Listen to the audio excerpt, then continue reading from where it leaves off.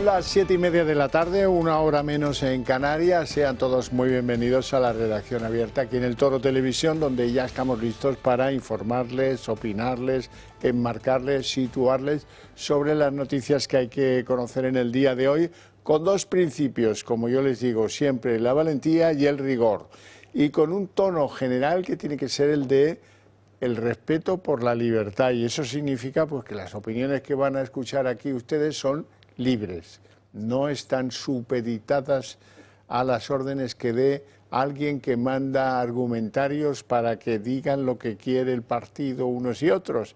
De esto así en las televisiones, ya se lo digo yo. Pero como irán descubriendo a lo largo del programa, si se quedan viéndolo, esto no es para nada una telepedro, esto es una televisión en libertad que lo que pretende es que ustedes escuchen diferentes razonamientos para componer opiniones propias que como ciudadanos que son, pues les puedan ser interesantes. Bien, lo primero de todo, porque es una noticia de ultimísima hora, hemos conocido que Carles Puigdemont, el fugado Puigdemont, ha presentado un recurso ante el Tribunal Constitucional porque llevaba un año esperando que le levantaran la orden de detención para poder volver a Cataluña, que es lo que le puede que haya elecciones, seguramente esto condicionaría el curso político de Cataluña. Bien, ha pedido Puigdemont al Constitucional que tumbe las decisiones del Supremo en su contra de hace un año. El Supremo decía, oiga, mire, aquí hay un delito de malversación que nos parece que no es amnistiable, por lo tanto mantenemos una orden de detención. Si pone un pie en España, lo puso una vez y no se enteraron suficientemente deprisa los señores de la policía y no lo detuvieron, pero él no puede volver porque sabe que al final lo terminarán deteniendo, si no es que por vía cautelarísima, una vez más, el Tribunal Constitucional contradice al Tribunal Supremo y cree que, como cree Puigdemont, es hora de que le quiten la orden de detención porque dice, el abogado de Puigdemont le recuerda al Constitucional, oiga, que ustedes amnistiaron la malversación. ¿Por qué tengo yo una orden de detención si piso España? Apliquen la amnistía y hagan que el Tribunal Supremo sea coherente con esa amnistía. Bueno, la típica picardía de los indepes catalanes, del que se fugó en el capó de un coche, que es un pícaro de 4 metros como poco. Bueno, y antes volveremos a ese tema en la mesa de análisis político, obviamente, pero antes que eso tenemos que pasarnos por Gaza. En Gaza hay una iglesia católica, una, no 10, no 5, una. Y el ejército israelí ha decidido bombardearla. Esta iglesia está a cargo de un cura argentino, al que por cierto le llamaba el Papa Francisco todas las noches, según ha contado él varias veces, y el bombardeo ha causado la muerte de 2 personas, 6 heridas. ¿Y qué dice el ejército de Israel? Pues que ha habido un error en el tiro, que incluso ha herido levemente a este sacerdote argentino del que les hablaba, que está a cargo de la única iglesia católica que hay en Gaza, Gabriel Romanelli se llama. Bueno, pues otro error de las Fuerzas Armadas de Israel.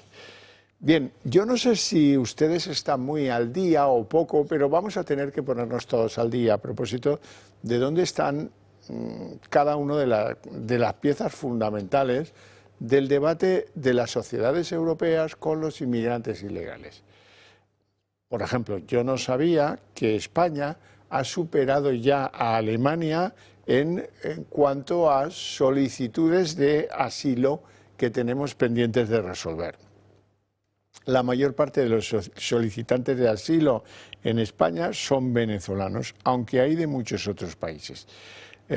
Son gentes que huyen de la crisis económica y política de sus respectivos países, pero eso, pues que en Alemania estaba esa cantidad de demandantes de asilo pues vinculada a la marcha del líder sirio Bashar el-Assad, ahora empieza a caer.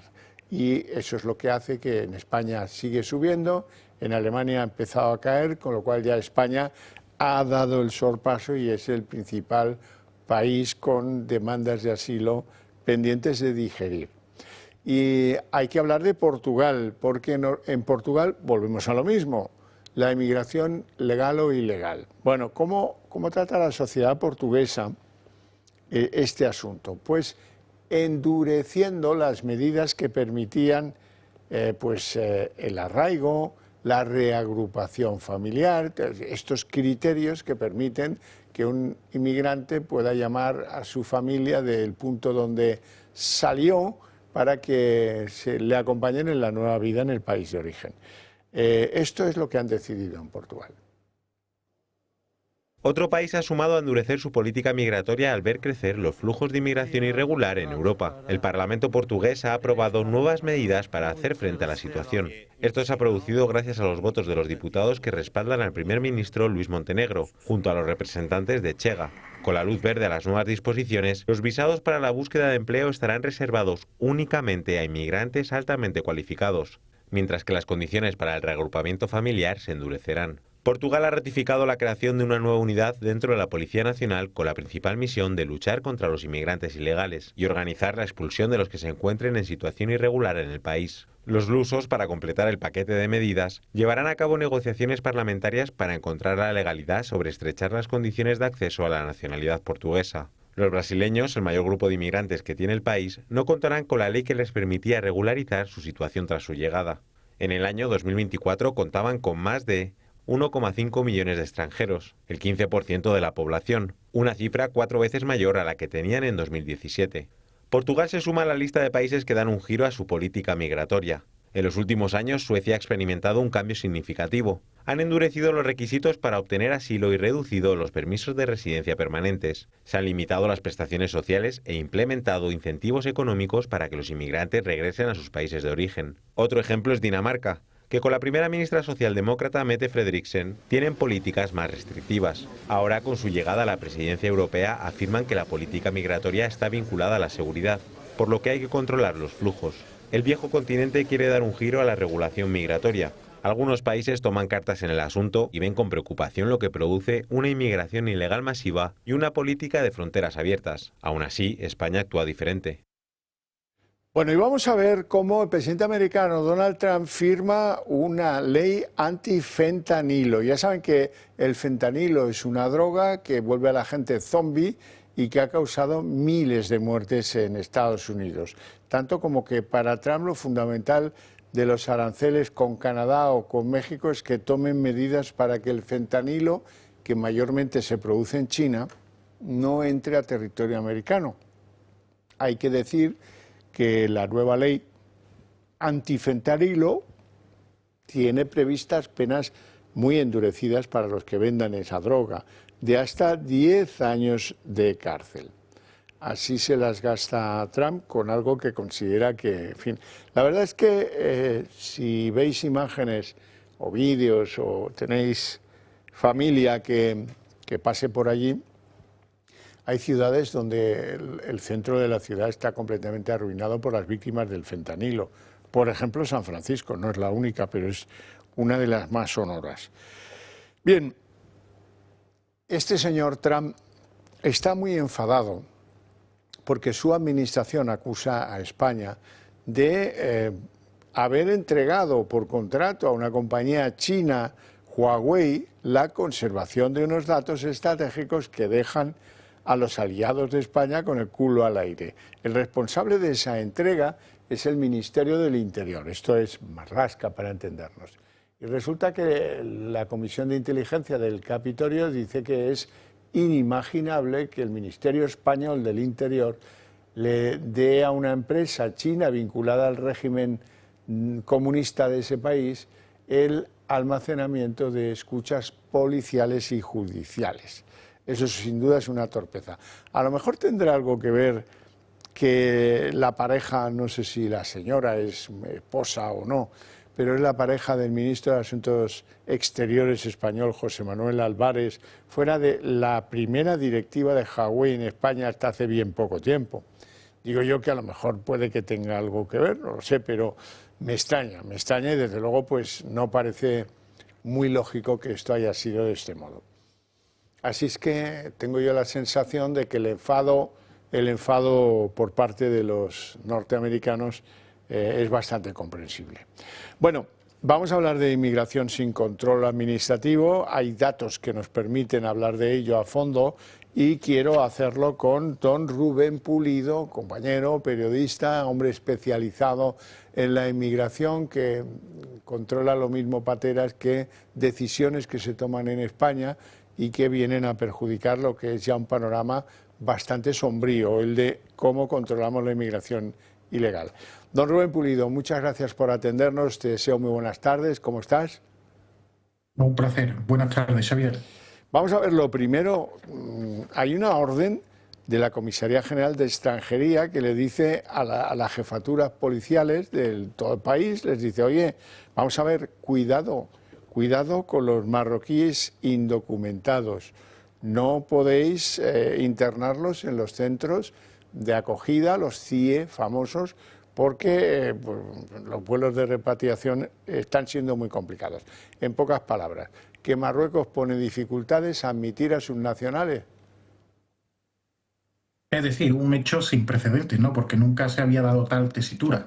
En estos momentos, pues eso, esta situación lleva a la propia Comisaría General de Extranjería y Fronteras, que es la encargada de luchar y de investigar todas las rutas de la inmigración ilegal, pues lleva a esa Comisaría General de Extranjería y Fronteras a emitir una orden a las diferentes unidades provinciales para que eviten, en la medida de lo posible, pues derivar a centros de internamiento para extranjeros a inmigrantes ilegales de origen marroquí, porque va a pasar el tiempo, va a pasar el tiempo, va a pasar el tiempo y no se va a ejecutar ni materializar ningún tipo de expulsión, porque las expulsiones hacia Marruecos las decide en estos momentos Marruecos, y Marruecos está decidiendo en estos últimos años pues que esas expulsiones sean mínimas, pues por no decir que casi prácticamente nulas. ¿Y qué pasa cuando el marroquí indocumentado ha sufrido una sentencia condenatoria por un asunto pues de delito más o menos grave contra las personas?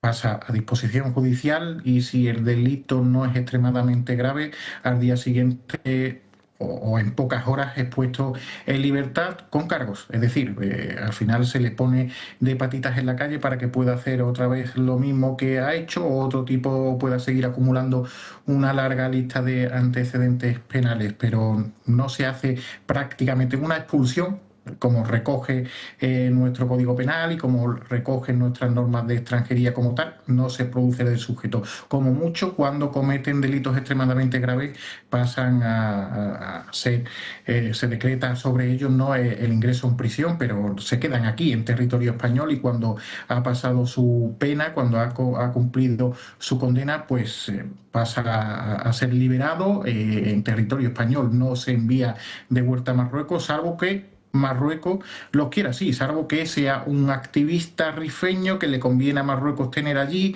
y entonces ya sí, entonces ya el gobierno pone en funcionamiento todos los cauces que procedan para deportar a ese inmigrantes, pero no es algo sistemático. Lo sistemático es que se quedan aquí de forma indefinida, y eso es lo que está ocurriendo.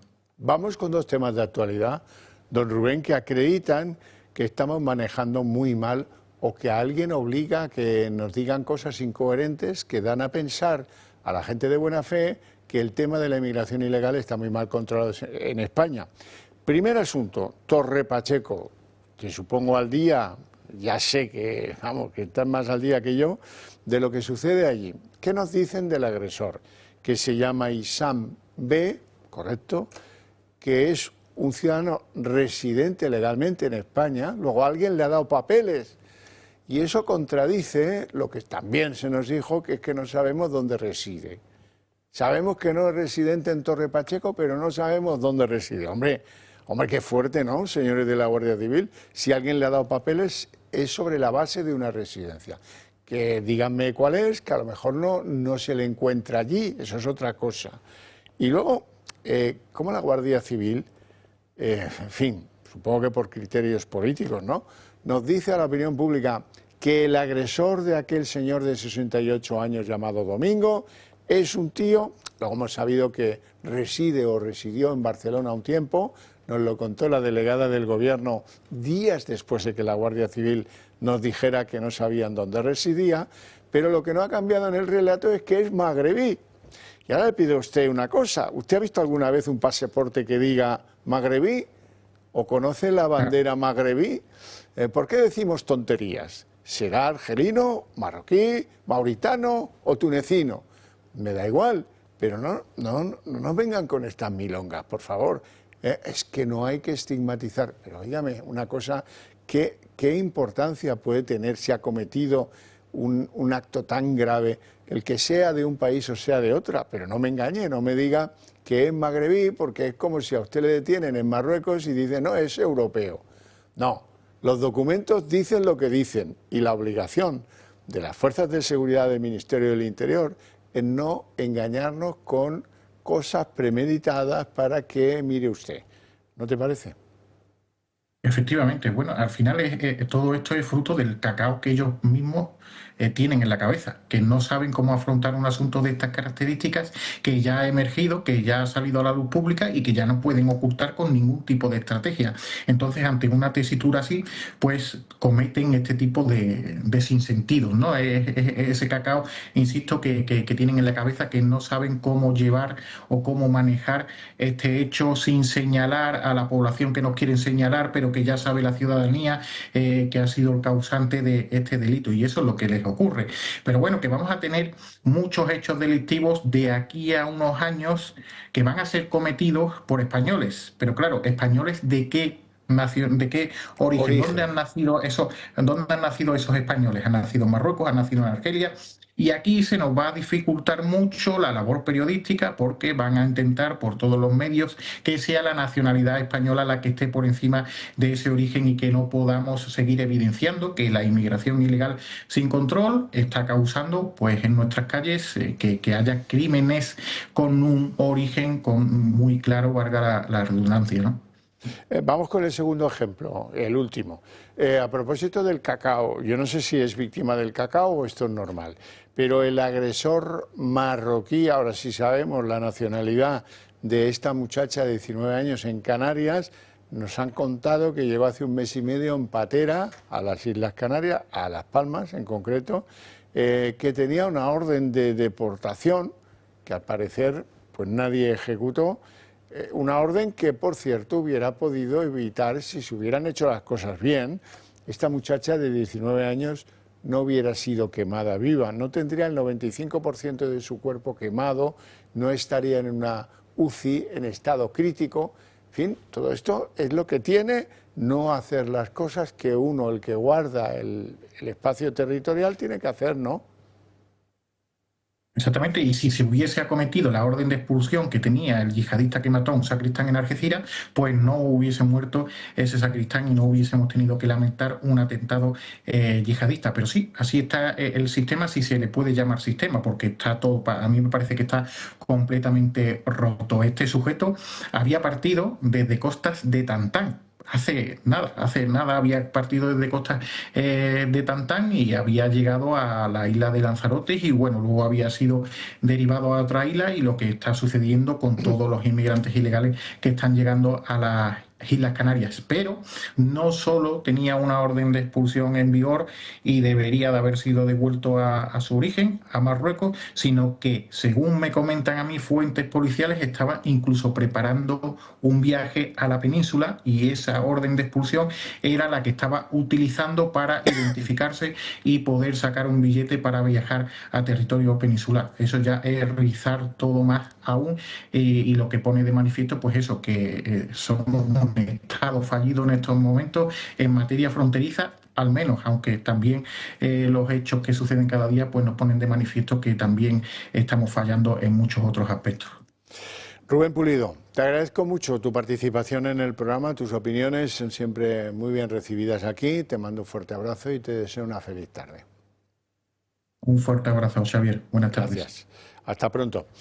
Hablemos de la droga. Ya sabéis lo que pienso yo sobre cómo está este país en materia de droga. Y resulta que yo lo que os ofrezco son datos que son incuestionables. Por ejemplo, los de hoy, que tienen que ver con el hallazgo de 1.300 kilos, tonelada, 3, de cocaína en un portacontenedores en la bahía de Cádiz. Venían en 38 fardos gigantescos y esto pues tenía que desembarcarse en España. Afortunadamente, pues las labores de investigación han permitido interceptarlo, pero bueno, ¿cuántos barcos deben venir a España con este tipo de cargamento específico dentro?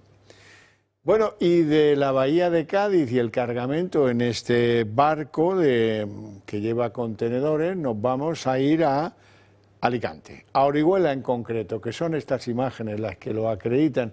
Ahí han cazado a un italiano que era un fugitivo del negocio del narco en Italia.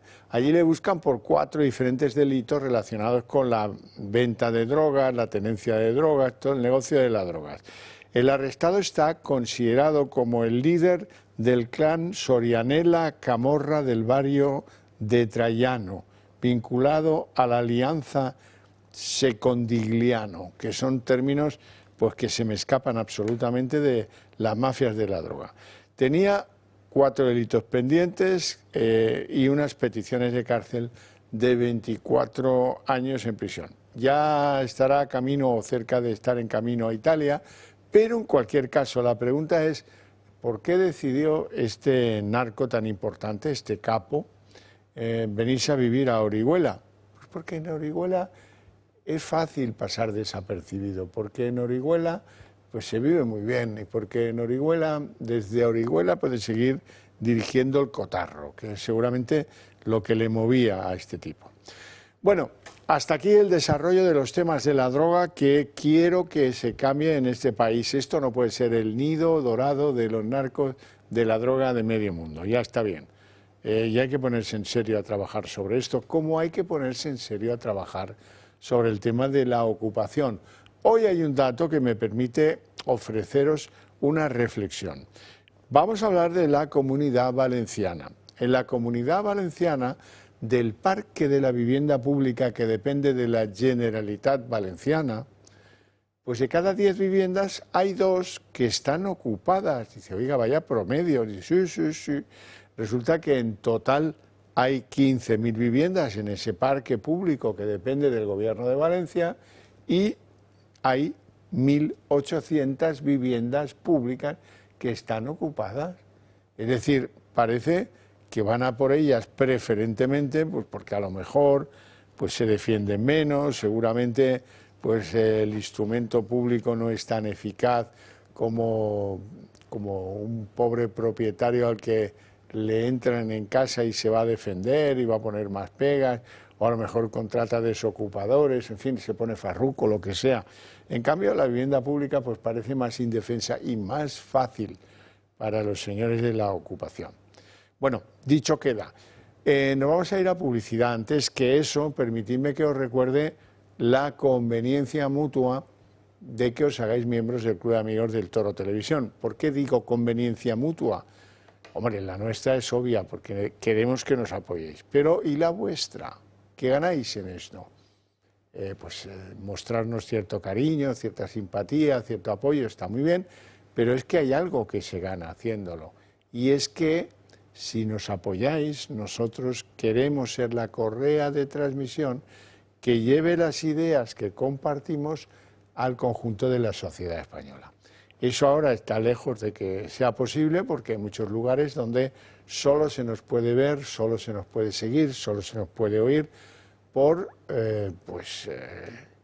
cadenas de televisión de pago, donde estamos nosotros y tal. Bien, pero no estamos en abierto. Queremos ampliar el circuito de televisoras en las que estamos abiertas para llegar al conjunto de la sociedad española, no solo a una parte.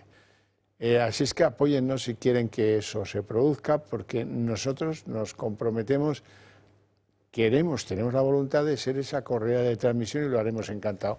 Y probablemente sea mucho más rápido hacerlo así que hacerlo con el boca a boca o las reuniones de amigos y familias, que eso ya lo hemos hecho y ha tenido el resultado que ha tenido. Vamos a intentar probar hacerlo de otra manera que sea más eficaz. Nos vamos a publicidad. Controlar los niveles de azúcar es fundamental para tener una buena salud. Lo sabes bien si eres diabético de tipo 2 o prediabético, o tienes que controlar tu nivel de glucosa en sangre varias veces al día por distintas razones médicas. Hasta ahora esta prueba se hacía con los glucómetros tradicionales, analizando una muestra de sangre extraída tras un pinchazo en el dedo y midiendo el nivel de glucosa con una tira reactiva. Un proceso sin duda doloroso y molesto. Afortunadamente ya es posible conocer estos niveles de una manera más cómoda e indolora, gracias al innovador glucómetro sin pinchazo de Protege tu Vida, sin aguja, sin necesidad de realizar las molestas extracciones de sangre. Este nuevo sistema no invasivo obtiene un resultado igual de fiable con la ayuda de los rayos infrarrojos, metiendo simplemente un dedo en la pinza similar a la que mide el oxígeno en sangre, con resultados en pocos segundos. No lo dudes, llama al 973-0101 y mide tu glucosa en sangre sin pinchazos ni dolor.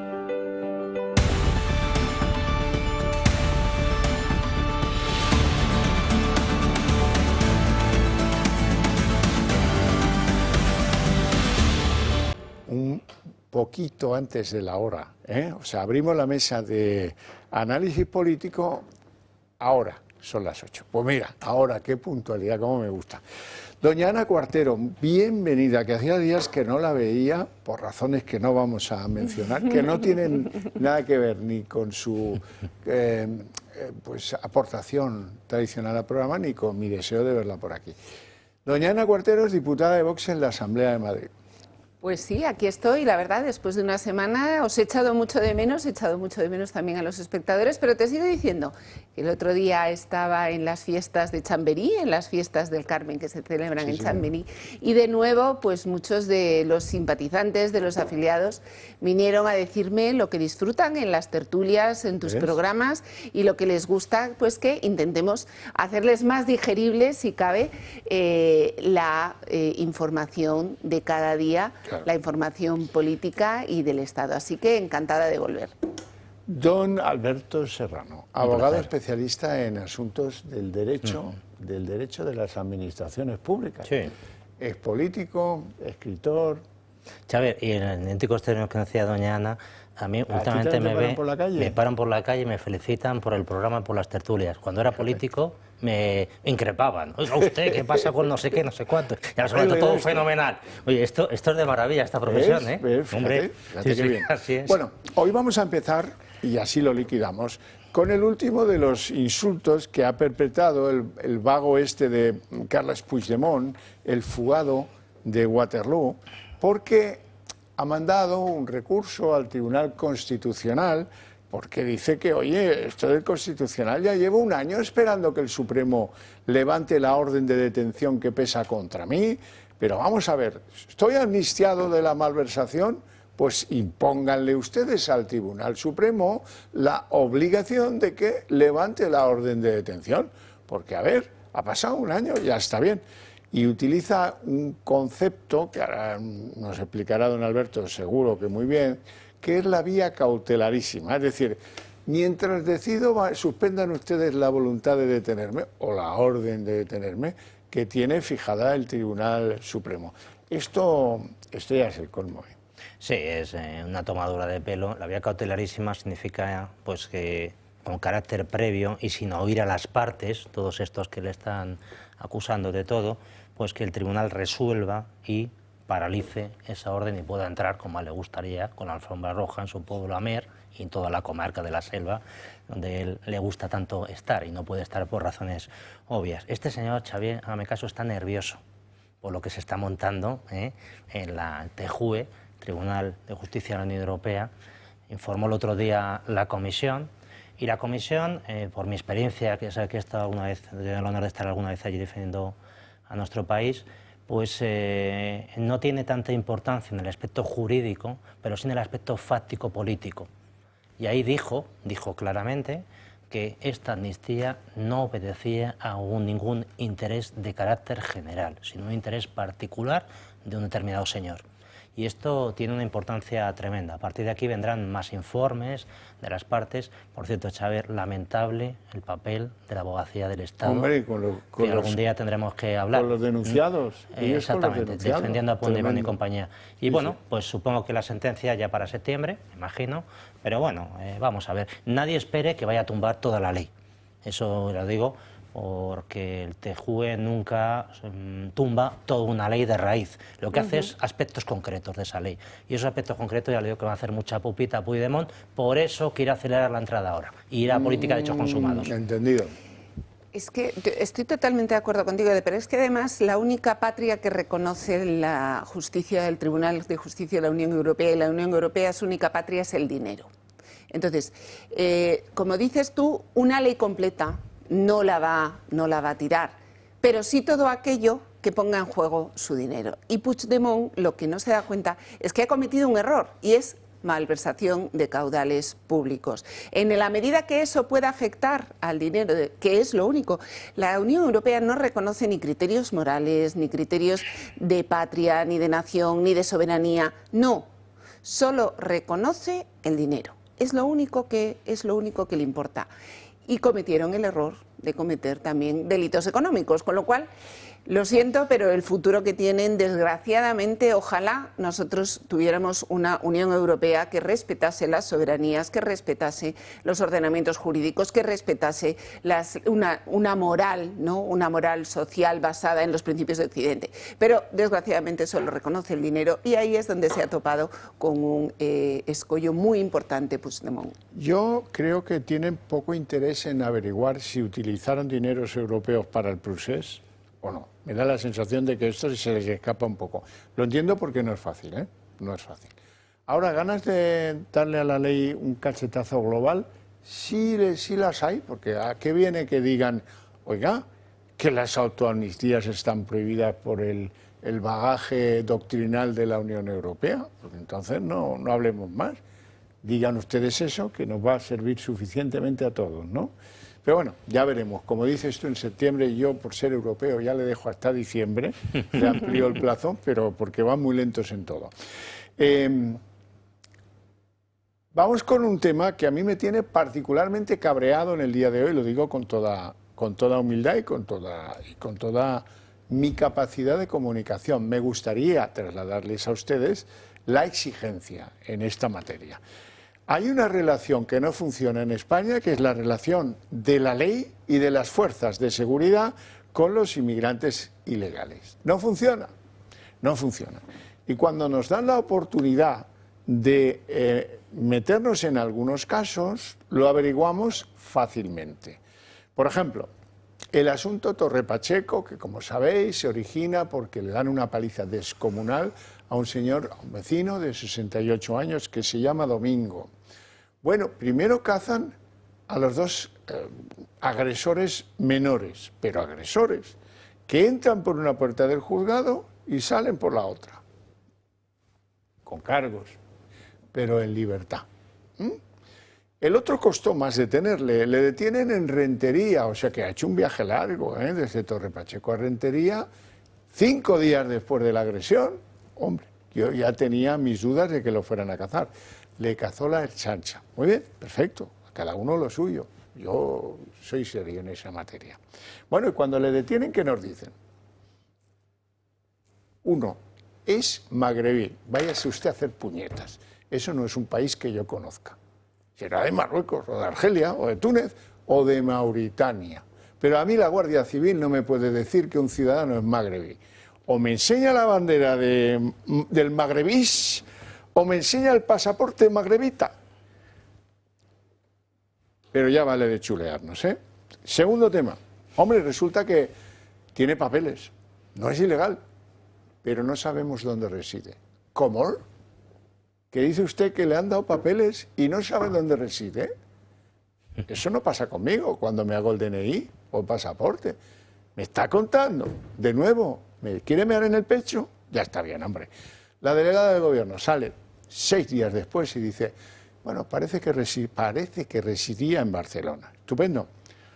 Eso sí, la Guardia Civil también nos dice que, oiga, no sabemos dónde reside, en magrebís.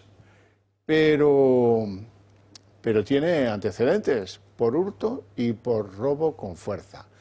Robo con fuerza, para los que, como yo, somos legos en derecho, quiere decir que ha utilizado la violencia en sus actos por apropiarse de lo que no es suyo, ¿no? No sé dónde, si en Barcelona o en Torre Pacheco, pero me da igual. ¿Y a este quién le buscaba por estos delitos? ¿O es que consideramos que son delitos menores y no le da igual a todo el mundo? Esa es la pura realidad, francamente. Este chico tiene 19 años y ya tiene de todo. Hurto, robo con violencia, agresión violentísima a un ciudadano español. Sí, Xavier, es que se mete en una espiral de violencia que además le sale gratuito. Bien, bien. Y claro, es uno detrás de otro. Yo, un poco por descargo de los jueces, cuando dice la gente, no, ¿por qué los dejan en libertad? Es que lo que dicen las leyes, una vez que le cogen a este señor, que luego hay que juzgarle. Y tal como están los juzgados, puede ser el juicio dentro de 1 año, o 2 años, o 3 años. En Barcelona, por ejemplo, un juicio de estas características, en enero dijo la jueza decana que estaban tardando 2 años en juzgarlo. Entonces la ley no permite a un señor tenerla en prisión provisional sin juzgar durante 2 años. Por tanto, los jueces no tienen otra alternativa que ponerlos en libertad en espera del juicio. Evidentemente, a 2 años vista, pues estos señores se van a ir donde les da la real gana. Total, no hay justicia en España. Que eso es lo que yo creo que clama la gente en tantos pueblos. Es decir, un señor hace lo que le da la gana y a continuación los jueces, en aplicación de esa ley, que tendría que revisarla el señor Bolaños, pero está para otros menesteres, evidentemente, pues no puede retenerle indefinidamente a un señor. No, no, ni yo lo pretendo. No, no, pero sí. Pero ¿qué medidas adopta ese juez para que no se le piren los 2 agresores y desaparezcan para siempre? Es que poco más puede hacer. Una vez fuera y estando en libertad, tampoco puede tener una policía vigilándole permanentemente. No, pero entonces, claro, el problema es que las leyes en este momento han quebrado. Y hay un problema muy serio, que yo se lo vengo comentando a usted hace mucho tiempo, para que la gente que no lo sepa, 4,5 millones de pleitos abiertos en España. Bien, eso es innegociable. Claro, entonces hay un problema de justicia tremendo. Pero ante un delito que causa alarma social, sí, que es la pura verdad, hombre, digo yo que no hubiera sido un disparate hacer que estos 2 ciudadanos, pues, si tienen que pasar a firmar por el juzgado cada 15 días y explicarle al juzgado cada 15 días dónde están y si no, volver a detenerlos. Pero no vamos a eso, lo normal es que estos señores estuvieran detenidos y en 2 o 3 meses les juzgaran. Que es lo que pasa en los países civilizados. Eso no en 2 o 3 meses juzgados y a continuación una sentencia. Y eso es lo que pasa en los países civilizados, pero para eso hay que preparar las cañerías de la justicia. Pero permíteme una cosa que creo que tiene mucha razón Xavier en lo que dice. Mira, si yo a mí mañana me dan una baja laboral en España, yo tengo que ir todas las semanas al médico de cabecera a renovar mi baja laboral. Y una vez que pasa un mes o mes y pico, empiezan a llamarme de la mutua de riesgos laborales para ver si efectivamente es una baja real o es una baja ficticia. Y entonces me mandan a un perito para que vea si efectivamente eso no es. Y si yo no me presento a renovar la baja, no doy mis papeles, automáticamente se me deja de pagar. Bien. Esta persona vive de algo. Vive de algo, ¿no? Digo yo que vivirá de algo y es muy probable que viva de ti, de mí, de Xavier y de todos los que nos están escuchando. Es decir, una persona que está pendiente de juicio, o sea, yo si estoy de baja laboral no puedo salir de mi comunidad autónoma. Si salgo de mi comunidad autónoma sin permiso de mi médico de cabecera, a riesgo de perder la prestación social por mi baja laboral. Entonces, vamos a ver que estamos hablando de que eso es lo que nos pasa a los españoles de bien. Uno que ni es español y claramente se ha demostrado que no es de bien, lo que no puede ser es que se mueva impunemente por todo el territorio nacional. Claro. Yo te estoy dando una explicación de por qué funcionan los jueces así. Porque la gente los pone a parir con razón, pero por darles una explicación. Es que no son los jueces. Yo no creo que sean los jueces los que juzgan despacio. Oye, vayamos a que la Administración de Justicia está también transferida a las comunidades autónomas. ¿Por qué no hay un interés en las comunidades autónomas de destinar el presupuesto suficiente para que la Administración de Justicia sea lo suficientemente ágil? Tú te vas ahora mismo a los juzgados, a cualquier juzgado de Madrid, están infestados en papeles. Esto hasta mañana. Por eso, pero si es que lo sabes igual de bien que yo. Y resulta que tenemos, por ejemplo, en la Comunidad de Madrid, un grandísimo proyecto de digitalización que no está digitalizando la Administración de Justicia para que sea más ágil, para que sea más rápida, para que esta gente no esté 6 meses. Estoy de acuerdo, entonces, perdón, déjame terminar. Sí, por supuesto. No hay voluntad política de tener una administración ágil en la justicia. No la hay, porque si hubiera voluntad política, igual que hay voluntad política de que sea ágil la administración tributaria, sería ágil la administración de justicia. No hay más que poner dinero. ¿Quién tiene el mejor sistema informático en España? La administración tributaria. La EAT. La Berta. Que cuadra todo. Tú te vas tú lo sabes, si es que vas a la agencia tributaria y te dicen hasta qué marca de zapatos usas. No, yo lo que quiero decir es que cuando la gente dice que el Estado de Derecho en España ha caído, que ya no existe ley, no se cumple nada, yo digo que depende. Si hay una estructura que la sustenta, entonces aguanta todavía. Por ejemplo, cometa usted una infracción de tráfico, entonces le crujen. Por ejemplo, temas que ha dicho doña Ana de carácter laboral. Todavía quedan estructuras que aguantan y otras que se han caído. Y se han caído por la falta de interés que está diciendo doña Ana. Pero vuelvo, aquí entre todos, el Estado, el no sé qué, la falta de interés. Al titular del juzgado, que le pone en libertad con cargos. Puede adoptar decisiones que tampoco son absolutamente infalibles, pero retirarle el pasaporte, retirarle la documentación, que no pueda viajar técnicamente, luego hará lo que quiera, irá nadando o en patera, pero que no pueda técnicamente escaparse, que tenga que ir al juzgado cada semana, cada 15 días. Oye, pues si se lo hacen a Víctor Aldama, y no se lo hacen a los dos agresores menores. Y como estos hay tantos y tantos en toda España. Lo importante es el agresor mayor, que tiene una retahíla de delitos, que está por ahí, que nadie sabe dónde está, y que le llaman magrebís. Jal. Y luego, Xavier, hay una cosa que se habla de bandas latinas y nadie interpreta que esto es racismo contra los iberoamericanos. No, hay determinada gente que se agrupa para cometer determinados actos delictivos, sobre todo utilizando los jóvenes. ¿Por qué no se habla de bandas magrebís? Claro, sí, es verdad. Claro. De estos temas o empezamos a hablar con claridad o no nos entenderemos y nos vamos a equivocar mucho. Segundo ejemplo del día de cómo la sociedad española, sus autoridades policiales, sus autoridades judiciales, sus autoridades políticas, no entienden nada de cómo trabajar el asunto de la inmigración ilegal. Recordarán que ayer les contábamos, no sé si ayer o anteayer, que había una chica, 19 años, de Gran Canaria, a la que le habían pegado fuego. Estaba con un marroquí, en este caso un marroquí, con el que parece que tenía relación, no lo sé, y resultó quemada en un 95% de su cuerpo. Bueno, por cierto que está en estado crítico, la tuvieron que trasladar al hospital de Sevilla para que en la unidad de quemados hagan lo que puedan, y desde aquí le deseo lo mejor, que es 95%, tiene muchas posibilidades de no contarlo. Pero bueno, yo le deseo lo mejor, como es mi obligación. Ahora bien, ¿qué sabemos en este caso del agresor? Pues que estaba intoxicado por los humos, que le llevaron a curar, que ahora parece que está pendiente de pasar por el juzgado, ¿verdad? Pero lo importante es que había llegado hace un mes y medio en patera a Lanzarote. Y de Lanzarote no se sabe cómo, pero había conseguido llegar a Gran Canaria. Bueno, y que en Gran Canaria pues pululaba por las calles, no sé qué, tal. Conoció a esta muchacha con la que parece que tenían, no sé, una relación. Eso me da igual. Lo que no me da igual es que este chico tenía una orden de deportación.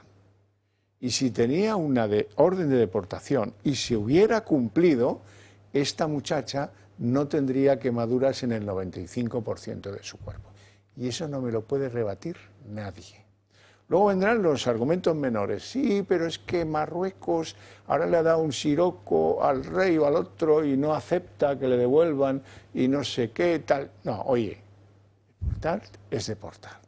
Y si es necesario buscar fórmulas de deportación, queridas o menos queridas por Marruecos, se consigue.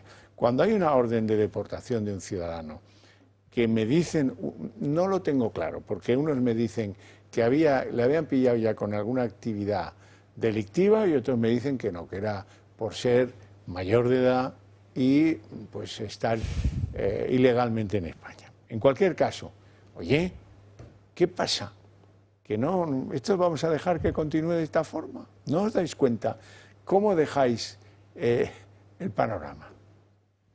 Mira, esto te preguntabas, ¿cómo ha llegado, ¿no?, desde Tenerife a Gran Canaria, desde Gran Canaria llega a la península? Pues mira, ayer mismo estuve revisando en la plataforma de contratación del sector público y en el año 2024 y en el año 2025 son constantes los contratos de emergencia, por ejemplo, a ACCEM, a la asociación que se dedica a la gestión de refugiados.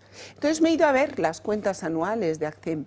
ACCEM tiene un volumen de negocios en el año 2024 de 225 millones de euros, procedentes al 100% casi de la Administración General del Estado, las comunidades autónomas y los ayuntamientos. Es decir, estamos hablando de que se hace mucho dinero llevando a este señor, a este presunto delincuente, de Canarias a España, de acogerle en España y de darle todas las facilidades y, por supuesto, de no colaborar con las deportaciones. Este es el principal problema. Tenemos organizaciones trabajando al margen del Estado, financiadas por el Estado con todo nuestro dinero, que permiten la libre traslado, el libre movimiento de todas estas personas de Canarias a la península y tal. Insisto, siempre bajo la figura opaca del contrato de emergencia. Y creo que esto es un problema real.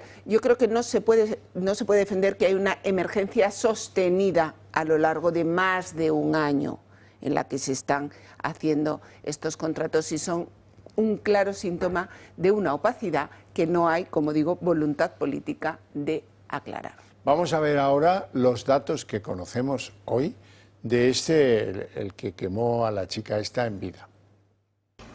Abarrafia Jader es el marroquí de 20 años detenido por quemar viva a la menor de 17 años en La Isleta, en Las Palmas de Gran Canaria. Rocía a la joven con material inflamable y le prendió fuego. Estaban ocupando la vivienda donde ocurrió el intento de homicidio. La víctima permanece en estado crítico con quemaduras en el 95% de su cuerpo. El presunto autor de los salvajes hechos llegó a Lanzarote en patera a principios de junio, hace tan solo mes y medio, y tenía una orden de expulsión a su país, Marruecos, por permanecer de manera ilegal en España. Y sin documentación alguna fue trasladado a un centro de inmigrantes ilegales de La Isleta, muy cerca del lugar de lo ocurrido. Pese a la orden de expulsión a su país, Abarrafia podía entrar y salir libremente del centro de inmigrantes ilegales. Según los servicios de emergencias, la propia víctima, quemada viva y que tiene casi la totalidad de su cuerpo quemado, aún estaba consciente y fue quien identificó al marroquí como el autor de los hechos. Se encuentra en la unidad de quemados de Sevilla. Ella es una menor tutelada por el Gobierno de Canarias. Residía en un centro de menores del que se marchaba habitualmente para estar con el presunto agresor. Cuando estos hechos ocurrieron la madrugada del miércoles, ella llevaba fugada del centro 3 días. Abarrafia Jader permanece detenido tras haber sido atendido por inhalación de humo en el Hospital Dr. Negrín. En su declaración ante la policía aseguró que todo fue un accidente y que el fuego comenzó cuando se prendió un colchón en el que estaban ambos tumbados fumando. Los investigadores trabajan ahora con la hipótesis de que hay alguna persona más implicada en los hechos. Alberto Serrano. Sí, bueno, todo esto terrible, de verdad, muy desagradable, estos hechos y tal, y otros que se producen, pero bueno, yo por mi experiencia veo que todo lo que tiene que ver con acogida de inmigrantes, la gente igual no lo sabe, pero había unas instituciones oficiales tradicionalmente servidas por empleados públicos. Había, por ejemplo, en la Comunidad de Madrid, en algún centro de acogida, etcétera. Esas instituciones políticamente no se han querido ensanchar. Y entonces han crecido en esa parte que está contando doña Aña, que es a través de contratos con empresas privadas.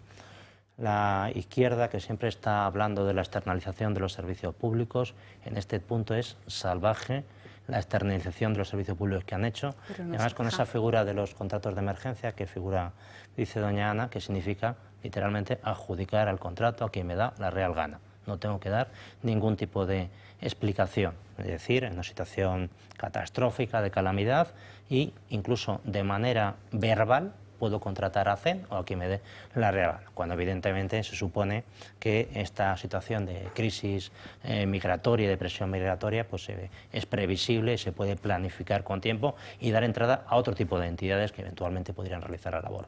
Lo que se ha aducido de este reportaje es lo que yo, por desgracia, he percibido en muchas entidades de este tipo, que hay un descontrol total. La chica está en un centro Se supone que tuteladas se fuga, nadie busca nada y aparece a los 3 días en esas condiciones absolutamente lamentables. El otro le expulsan, vuelve a entrar al día siguiente, y esto es lo que estamos comentando. Esto es un auténtico cachondeo a este nivel. Yo entiendo, Xavier, que este señor, si viene por primera vez a España, no esté identificado, porque a lo mejor no tiene documentación, etcétera, pero es que ya está en España. Si se ha pasado media vida en España, ya no está expulsado de España. ¿Qué habrá hecho para que le expulsen? Y a continuación coge y vuelve a entrar y nadie, absolutamente nadie, identifica quién es, se le vuelven a mandar al mismo centro, etcétera. El otro día decía un responsable político que enciende la bombilla y dice: hay que expulsar de manera inmediata a los extranjeros que han cometido delito. Y claro, reflexionando un poco, esto es un antinomis, o sea, no puede ser posible. ¿Por qué? Porque para condenar por un delito a un extranjero pueden pasar 4 años. Hemos visto eso, por ejemplo, en otro país. ¿Cómo se le va a pasar de manera inmediata a un señor que necesitas 4 años para expulsar? Por otro lado, eso ya está en la normativa. La normativa de hace muchos años contempla la expulsión de los extranjeros por delito de pena de prisión superior a 1 año. Lo que pasa es, ¿cuál es el problema? Que los expulsa al día siguiente, vuelven a entrar. En este caso es evidente. Y así con todo. En este tema, no sé por qué, pero hay mucha... yo no diría ya permisividad, sino que, bueno, no vamos a tocar, no vamos a remover y pasa lo que está pasando. ¿Cuántas víctimas más tiene que haber para que nos pongamos las pilas en este tema? Esa es la pregunta. Esa es la pregunta. Vamos a hacer una pausa de publicidad, apenas 2 minutos, y volvemos enseguida.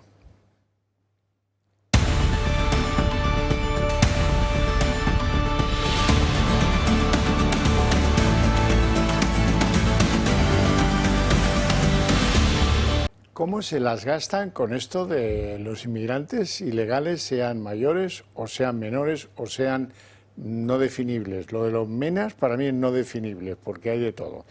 Hoy ha habido un intento frustrado de que la ministra Sira Rego se entrevistase con la gente de las comunidades autónomas porque querían utilizar una reunión desde el gobierno del Estado, una reunión para hablar de los menores, para hacer físicamente la comunicación del reparto de menas.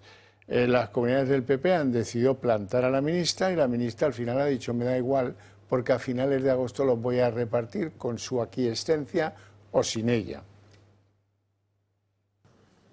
El PP ha dado plantón al Gobierno en la reunión para acordar el reparto de unos 4.000 menas procedentes de Canarias. Las comunidades del PP, excepto Ceuta, han decidido no acudir a la cita al considerarla ilegal.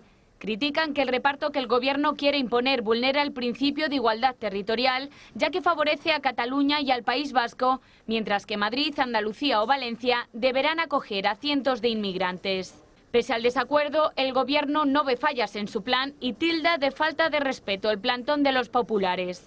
Nos hemos enterado por los medios de comunicación de que no venían a la conferencia sectorial, lo que supone una profunda falta de respeto hacia comunidades autónomas que sí se han desplazado hasta aquí, y una falta de respeto profunda, lo que es también muy grave, a los derechos fundamentales de estos niños y niñas. Incluso Vox ha salido salpicado. Y no puedo evitar pensar que, evidentemente, las deudas racistas de Feijóo con el señor Abascal las van a pagar las personas que viven en Canarias, las personas que viven en Ceuta, las personas que viven en Melilla y las personas que viven en Islas Baleares. PP y Vox rechazan rotundamente la gestión del Gobierno en inmigración y su postura es firme. Con los votos a favor de ambos partidos, el Pleno del Ayuntamiento de Alcalá de Henares ha solicitado al Ejecutivo de Sánchez el cierre inmediato del centro de menas de la localidad madrileña. Un centro que lleva desde su apertura rodeado de polémicas, pero que todo empeoró tras la violación a una joven de la localidad por un varón de 21 años de origen maliense que estaba acogido en este centro.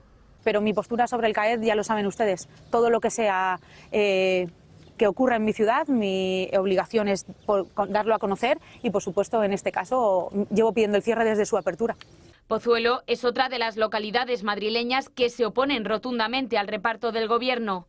El Pleno Municipal ha aprobado una moción presentada de forma urgente por el PP en la que se niega a acoger a 400 menas como pretende el Gobierno.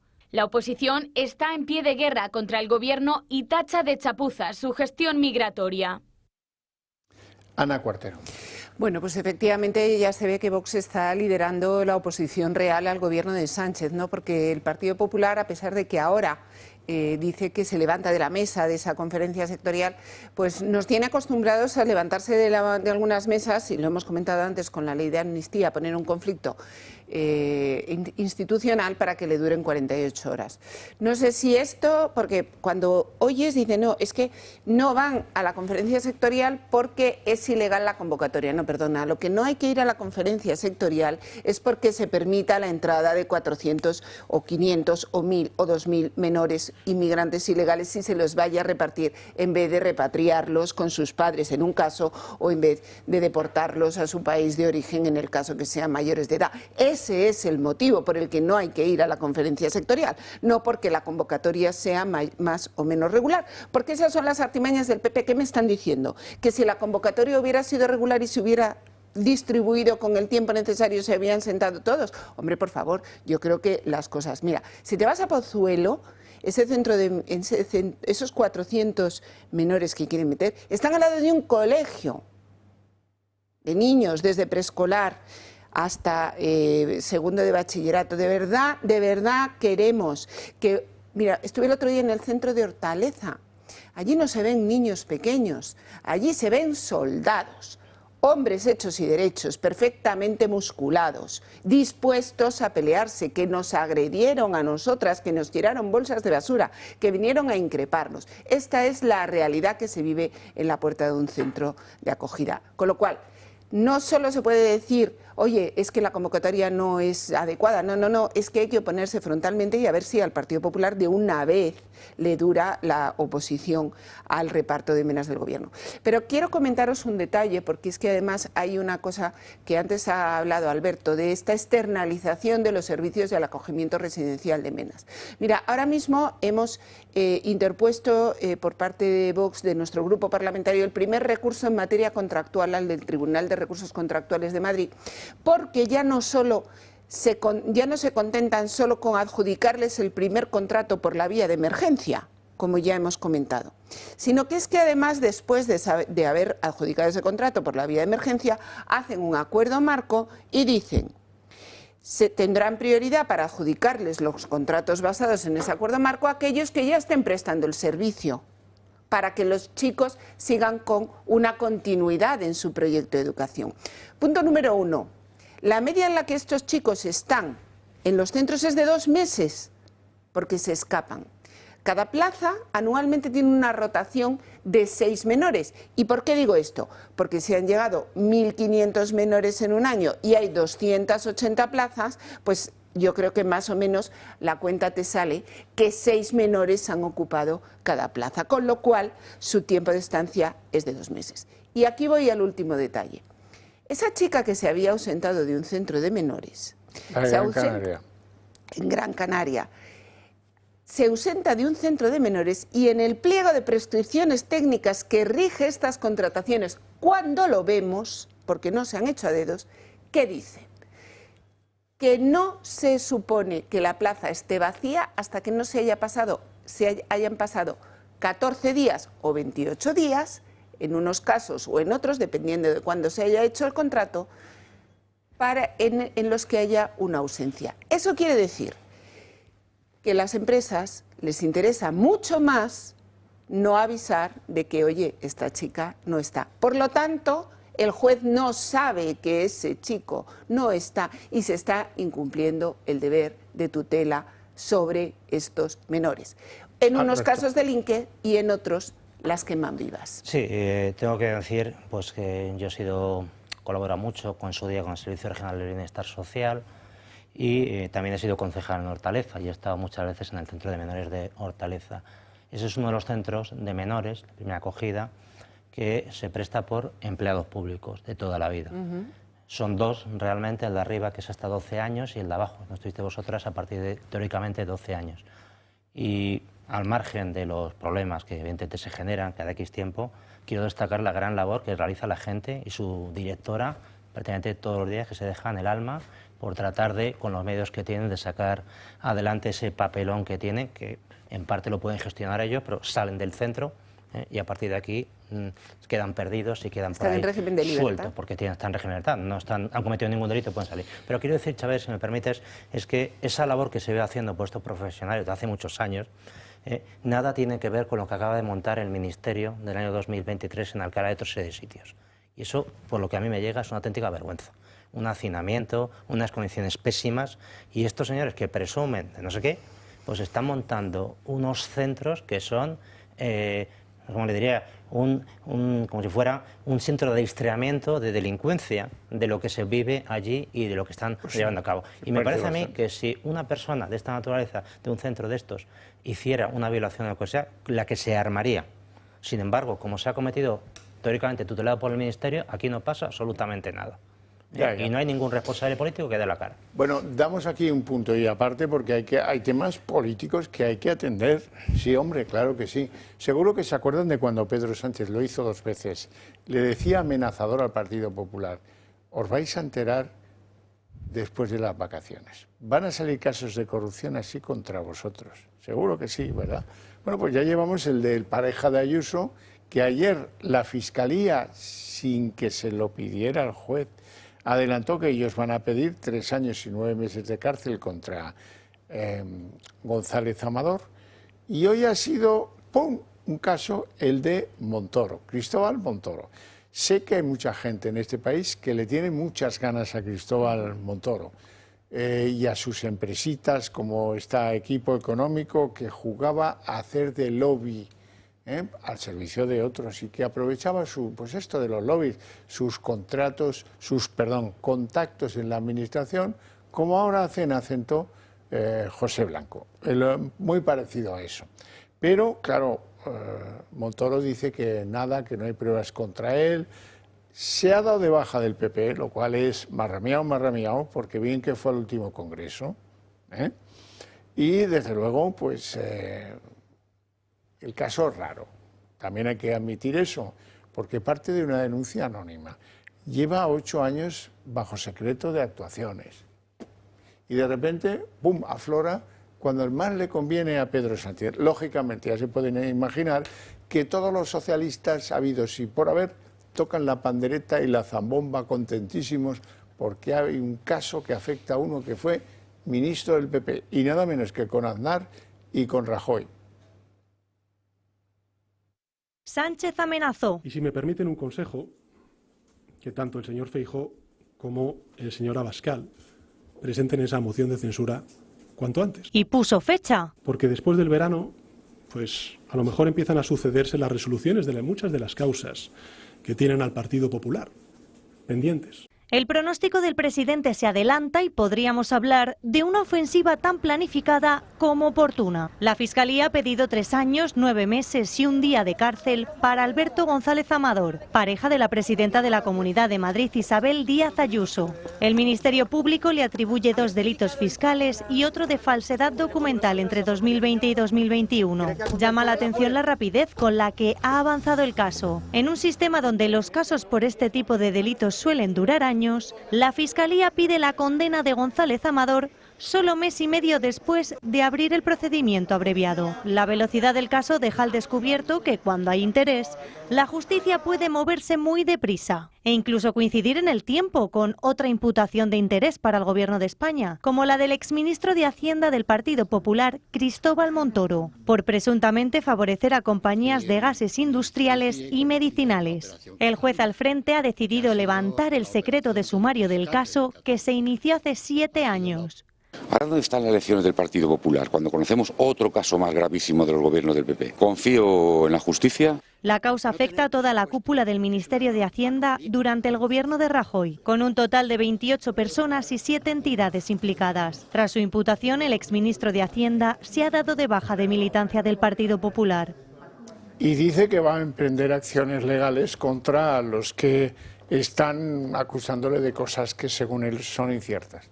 Sí, Alberto Serrano. Yo publiqué en el año 2018 que una forma de corrupción era crear normas ad hoc, y esto vale tanto la ley de amnistía como la ley de los beneficios fiscales que se supone que está haciendo Montoro. Hay muchas formas de corrupción, pero desde luego para mí una que en su día causó cierta sorpresa es crear ese tipo de normas ad hoc, que parecen inocuas, pero ya andan y benefician por sí solas, ¿no? Entonces, si este señor ha cometido eso durante su etapa de ministro, ojo, que esto es importante, claro, no es que después se haya marchado, haya abierto un negocio, no, si durante su etapa de ministro ha beneficiado a un determinado sector, pues entonces, si esto es así, lógicamente extraña una investigación tan larga que salga ahora, de lo que usted quiera. Tarragona, pero si esto es así, pues este señor, evidentemente, que haga todo el peso de la ley sobre él por descontado. Y en cuanto a lo de Amador, bueno, pues en fin, supongo que habrá un juicio en abril o en mayo, los tiempos que se pueden manejar, y bueno, pues tiene mala pinta para este señor, evidentemente. Casi 4 años le piden y veremos qué disposición tiene la Fiscalía con él. En otras circunstancias podría llegar a un acuerdo, pero dadas las circunstancias, pues mucho me temo que no va a haber ningún tipo de acuerdo y tiene mala pinta para este señor. En cualquier caso, luego vendrá un recurso de casación o lo que sea, o sea que esto no es inmediato, como se puede imaginar la gente. Ana. Pues mira, yo la verdad es que puedo estar de acuerdo en que haya un cierto interés, ¿no?, en sacar determinados temas de corrupción en un momento determinado. Lo que desde luego estoy totalmente en contra es de la victimización del PP. O sea, hay una forma, digamos, que es imbatible de que esto no te pase, y es no ser un corrupto. Esto está claro. Es decir, si tú no te has corrompido, yo admito que la corrupción del PP es mucho menos chusca, mucho menos inmoral, en el sentido de que normalmente no lleva tantas prostitutas asociadas a su corrupción, pero eso no la hace menos corrupción ni la hace menos reprobable. Mira, el caso Lezo, por ejemplo, que afecta a la Comunidad de Madrid, al canal de Isabel II, por el que me he interesado últimamente, y os lo he contado aquí en este programa, desde el año 2023 está suspendido el juicio y todavía no sabemos por qué. O sea, ¿es oportunidad política sacarlo ahora? ¿O ha sido oportunidad política mantenerlo dormido desde el año 2023? Hay más de 20 altos cargos de la Comunidad de Madrid. Las empresas de Latinoamérica se están liquidando ahora. El director financiero fue destituido de su puesto de trabajo. La secretaria general técnica que destituyó a este director financiero, que alertó del agujero de Misau, ha sido ahora mismo removida. Cuando hemos empezado nosotros a remover, resulta que la remueven de su puesto y se lo llevan a Hacienda en el momento en el que la Comunidad de Madrid pone a consulta pública un borrador de la ley de Hacienda que dice que el canal de Isabel II pasa de regirse por la jurisdicción pública a por el derecho privado. Señores, oportunidades políticas, a mí la corrupción del Partido Socialista me parece lo más asqueroso y deplorable que hemos vivido. Pero lo siento en el alma, la corrupción del Partido Popular también merece un juicio. Por supuesto, respeto la presunción de inocencia del señor Montoro, pero también he vivido de cerca que el Real Decreto 413 del 2014, cuando lo vivimos en el Ministerio de Industria, todos sabíamos que se iba a perder en los tribunales. Y el Partido Popular lo sacó adelante. Y a día de hoy todavía nadie le ha pedido al Partido Popular justificación o que asuma las responsabilidades por todo el dinero que estamos perdiendo en todos esos laudos que se han interpuesto. Por lo tanto, yo lo siento, pero el Partido Popular que haga cualquier cosa menos hacerse víctima. Y la presidenta Díaz Ayuso, que salió diciendo que la estaban atacando políticamente con la causa de su novio, pues ahora tendrán que asumir también políticamente si su novio es declarado culpable. Y si no, lo que debería de haber hecho es desde el primer día decir: esto es una causa privada de mi novio y yo no tengo nada que ver con ello. ¿Ella se quiso poner de víctima? Pues ahora, en el pecado, hija, vas a llevar la penitencia. Y es que cuando declaren culpables, si lo declaran, y por supuesto respetemos la presunción de inocencia a su novio, igual que tú has hecho bandera política de que te estaban atacando a ti, lo siento, hija, pero te vas a tener que comer la bandera política de los demás en el momento que tu novio o tu pareja, Xavier, que sí, sé que no te gusta que le llamemos ves cómo novio. Te estoy mirando, porque es que ya en mi sé pueblo, que no te gusta que le llamemos novio, pero es que a mí lo de pareja me espanta. Yo es que como me casé... Sí, pero yo es que tengo en muy alta estima la consideración de novia o de novio. Cuando uno tiene varios hijos... Eso es cierto. Ya, eso chico, es cierto. y una edad... Eso es cierto. Pues lo de los novios dejémoslo para gente que empieza en esto ahora, ¿no? Sí, en lo que dice doña, totalmente de acuerdo. De hecho, escribí un libro sobre corrupción en el año 2018. Me parece que es lo peor que hay para la democracia, para todo. Y lo peor ya no es la corrupción cuantitativa, esta que se extiende a todos los niveles, que ya es muy mala, sino la cualitativa, lo que afecta a la esencia de las instituciones. Y vemos determinadas instituciones, que es que, vamos, si yo me pongo a hablar, es que no paro, desde el Tribunal Constitucional arriba. Yo creo que ahora hay una buena oportunidad, Xavier, de comentar si se llegara a una cifra mágica que son 210 diputados. Esa es la cifra que permitiría reformar la Constitución.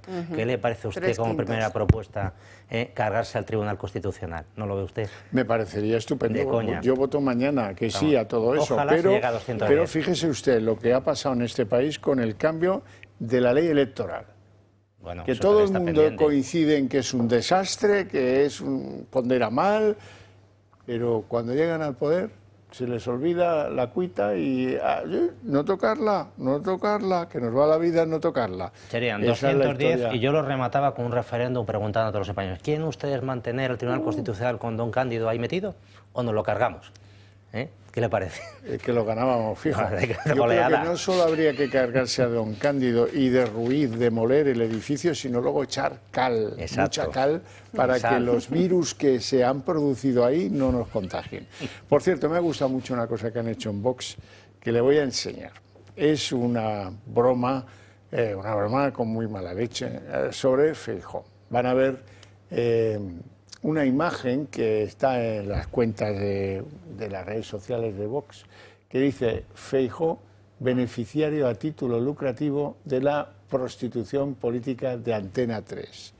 Y ahí se le ve a la derecha de Feijóo, Josep Creueras, que es el consejero delegado del grupo, y al otro lado Casals, Mauricio Casals, que es el director de La Razón. O sea que es un viaje brutal el que le sueltan a Antena 3. Por algo será, deduzco, no me lo sé, pero bueno, ahí queda, dicho queda.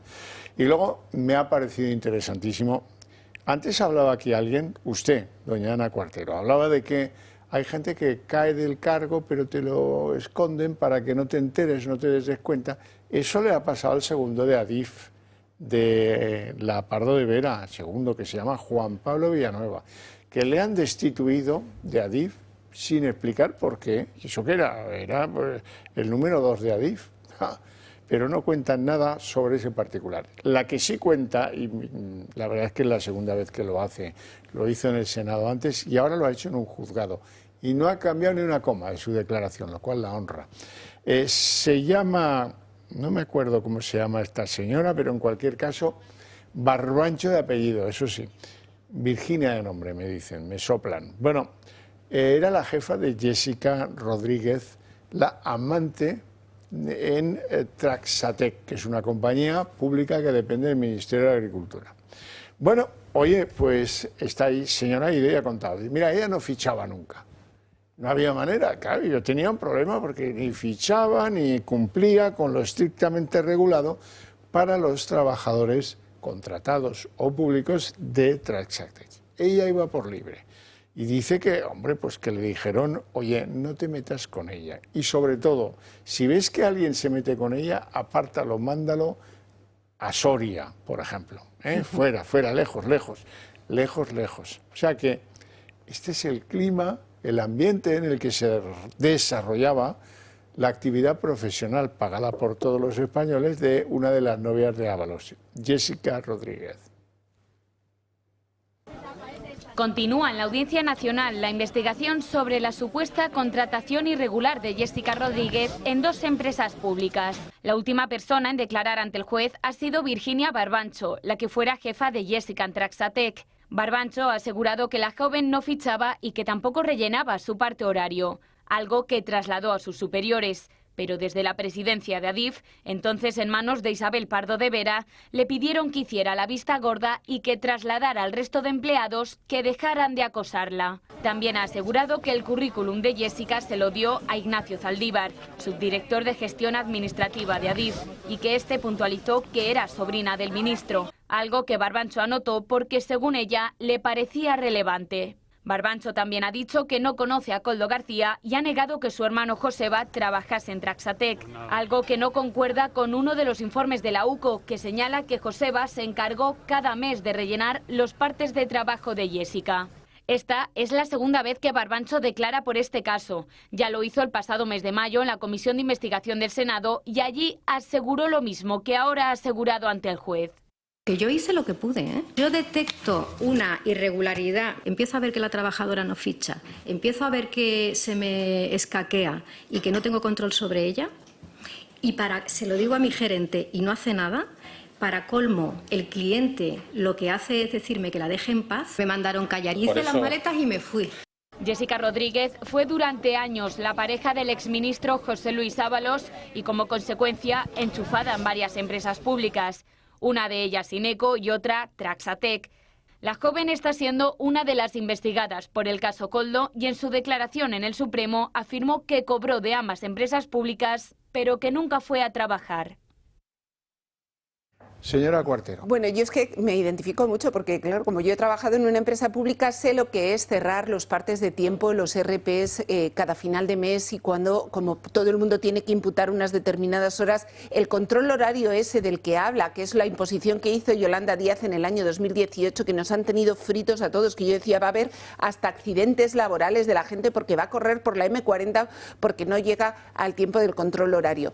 La realidad es que eso es lo que se vive, porque cuando tú tienes una persona y tú tienes tus RPs y tú llevas tus proyectos y sabes lo que tienes que facturar por cada uno, yo me he ido con facturas a cada uno de los clientes justificándole hora por hora quiénes estaban trabajando allí, qué gastos se hacían y es que ese es el día a día de un gestor en una empresa pública que después tenemos auditadas para poder justificar nuestras tarifas. Entonces, esta señora, yo la entiendo perfectamente, es que la gente se cree que esto es difícil de detectar, que no, hombre, que no, que es muy sencillo. Lo que pasa es que efectivamente cuando tú tienes una persona que no ficha, que no te carga los RPs y tal, te está destrozando los proyectos, te vas al gerente y le dices, oye, a mí me lo quitas porque si no después, ¿quién es el responsable?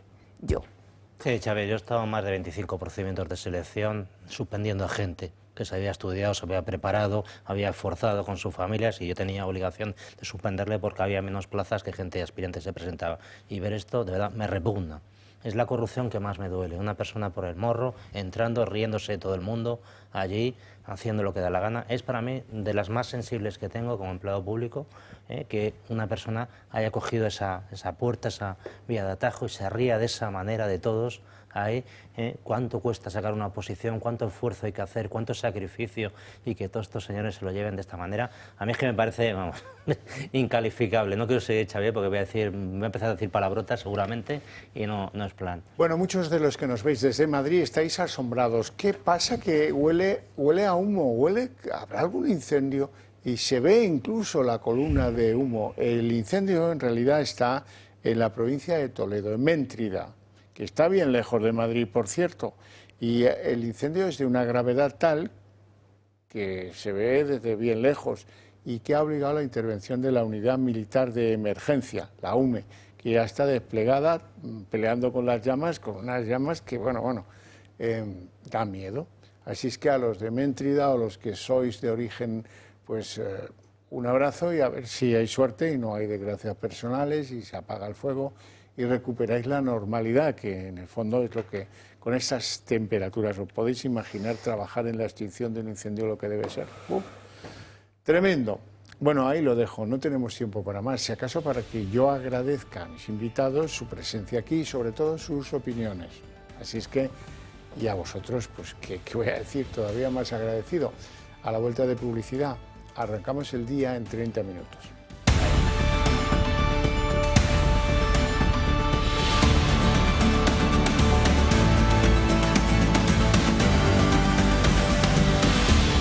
El día en 30 minutos. Una causa penal contra el exministro Cristóbal Montoro, abierta en un juzgado de Tarragona, ha sido un balón de oxígeno para los socialistas y para el gobierno de Pedro Sánchez.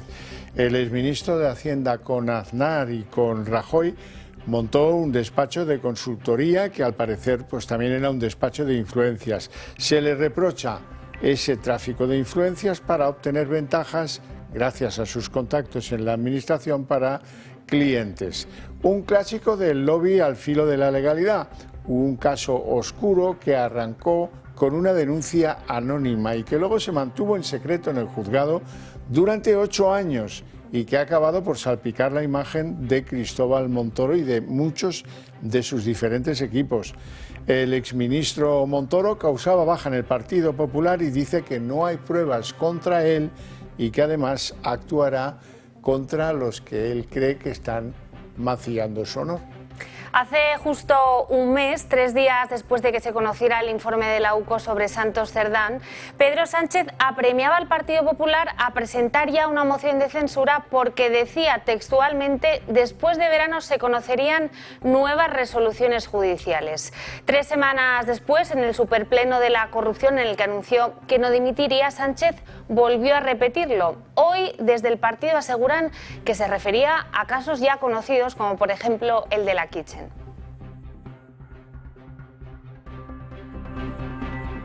Si me permiten un consejo, que tanto el señor Feijóo como el señor Abascal presenten esa moción de censura cuanto antes.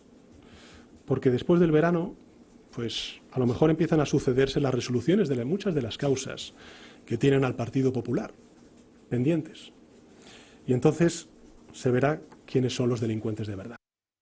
Seguro que muchos se acuerdan de esas advertencias. No las entendimos muy bien, pero estaba claro que algo estaba tramando Pedro Sánchez, sino a que viene a insistir en 2 días 2 veces sobre este particular.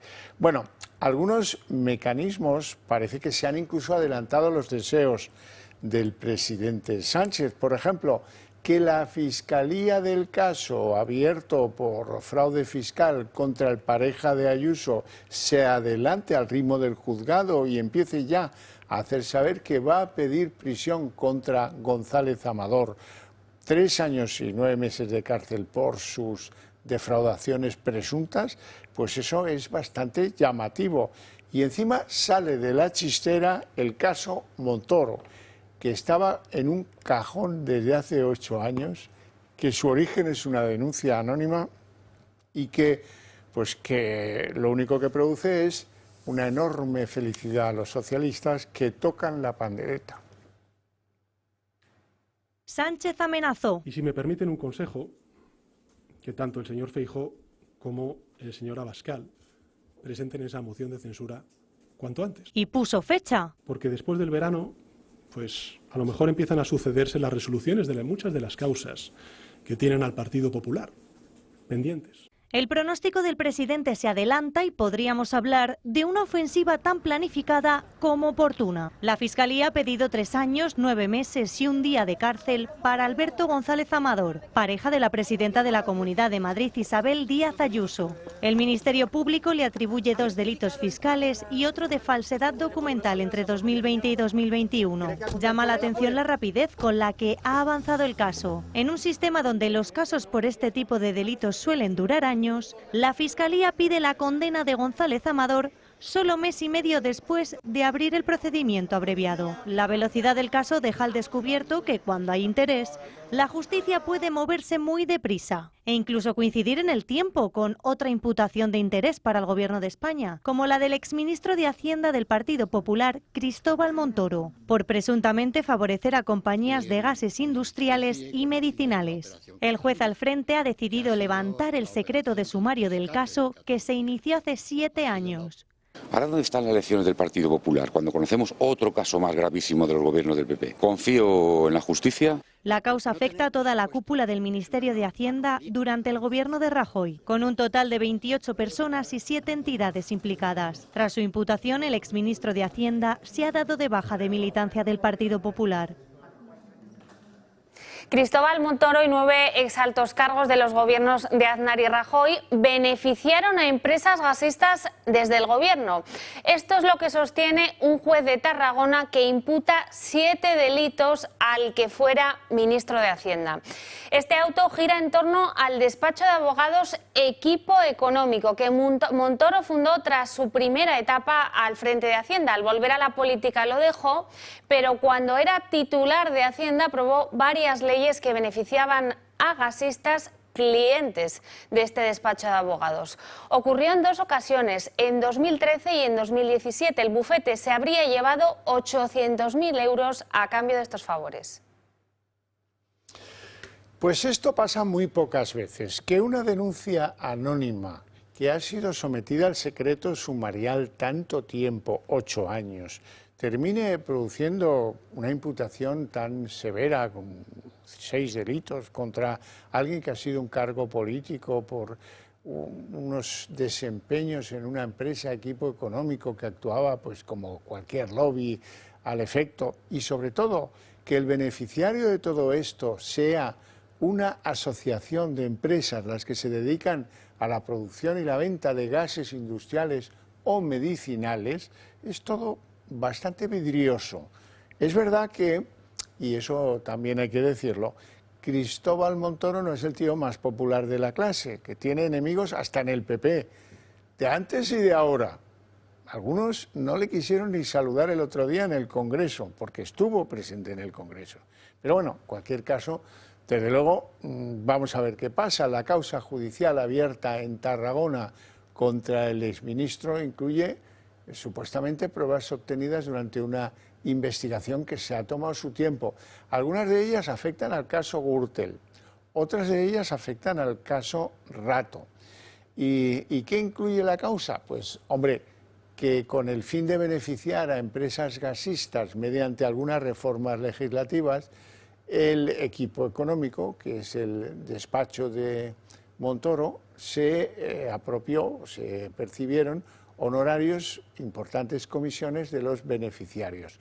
El juez sitúa a Montoro como el eje central, pero hay muchísimos excargos de gobiernos y de la administración próxima relativa a Montoro, las 2 veces que fue ministro, con Aznar y con Rajoy. Y también, la verdad es que Montoro ha sido un hombre decisivo en un montón de asuntos que tienen que ver con la vida política española, desde chivatearle a Juan Carlos Monedero, que le iba a investigar Hacienda por un maletín que trajo con no sé cuántos millones de Venezuela, a pues las famosas amnistías que dio el ministerio de Montoro cuando ejercía como número 1 de la Hacienda española, las famosas amnistías que tanto le ha criticado la izquierda.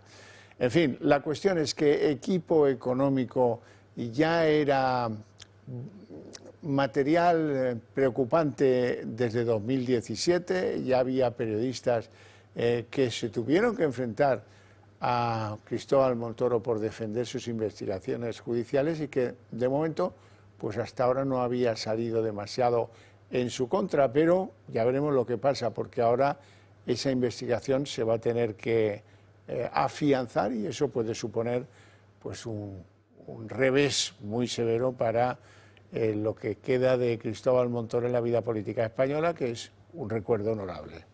Bueno, y al contrario que ha pasado en Cataluña, en Andalucía la corrupción del Partido Socialista sí que está lastrando a María Jesús Montero.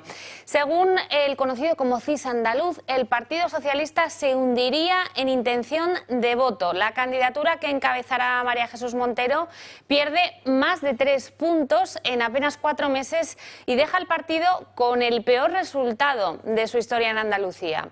Juanma Moreno repetiría mayoría absoluta ante un buen resultado para Vox y, ojo, un alza en los pronósticos para la izquierda radical.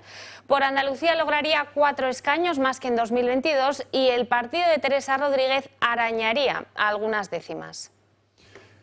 Las comunidades del Partido Popular han plantado hoy a la ministra Sira Rego en una reunión prevista para hablar de la infancia y la juventud, en la que la ministra pretendía sí o sí colarles a las comunidades autónomas el reparto de menas.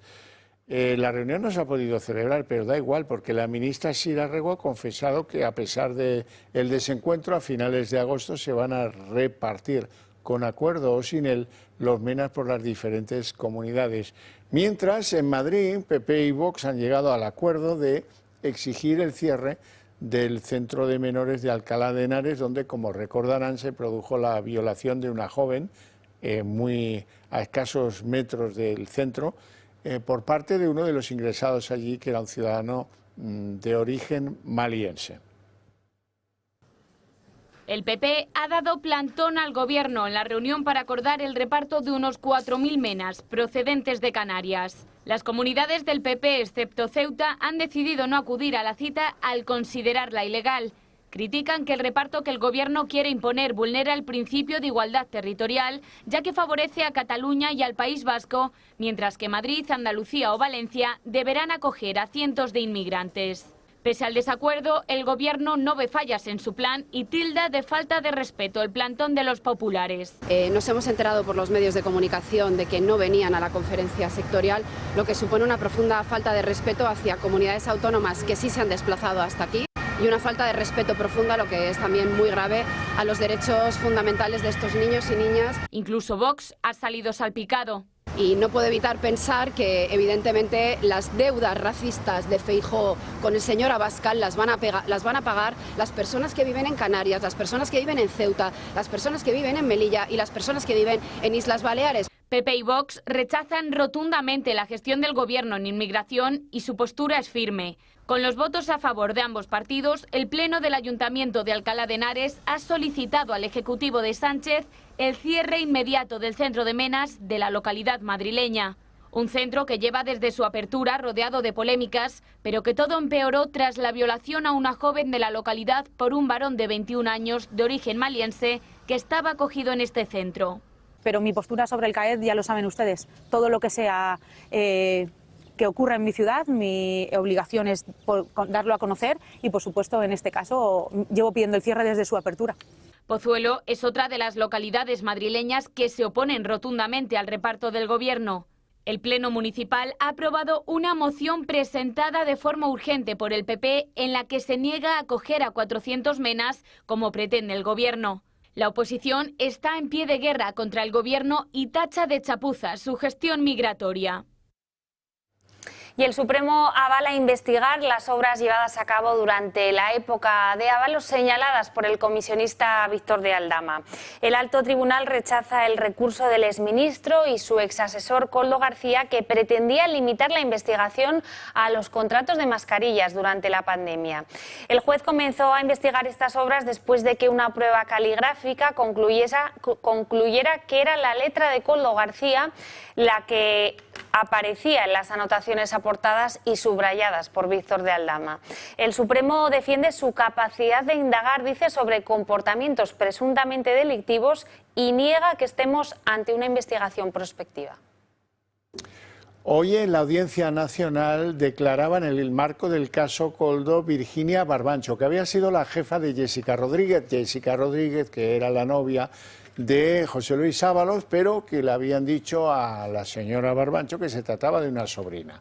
Bueno, colocada en esta empresa pública, Traxatec, resulta que ella ve que no cumple con el fichar en el horario, que no cumple con las obligaciones como trabajadora, le llama la atención y la llaman a sus jefes a una parte para decirle: tienes que dejar de acosarla, y si ves a alguien que la acosa, lo mandas a otro departamento.